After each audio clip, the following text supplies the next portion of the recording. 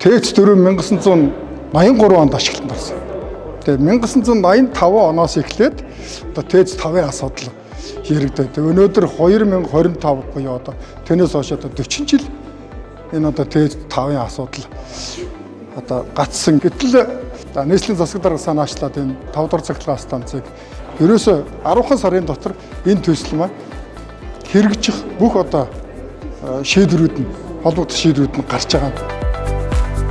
Тэгээ манай энэ цахилгаан станц бол тоног төхөөрөмжийн хувьд бол цахилгаан дулаан хослон үйлдвэрлэх 300 МВт-ийн хүчин чадалтай, дулаанаар бол 340 ГКал дулаан үйлдвэрлэх ийм хүчин чадалтай. Усны хэрэглэгээ маш бага.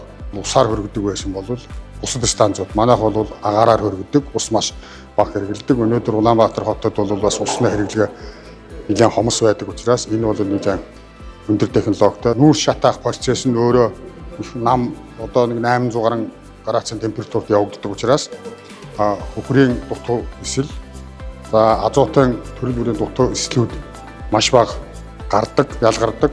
Энэгээрээ бол энэ хөхрийн дутуу эсэл олон одоо хорт утаанууд бол хамаагүй багасдаг.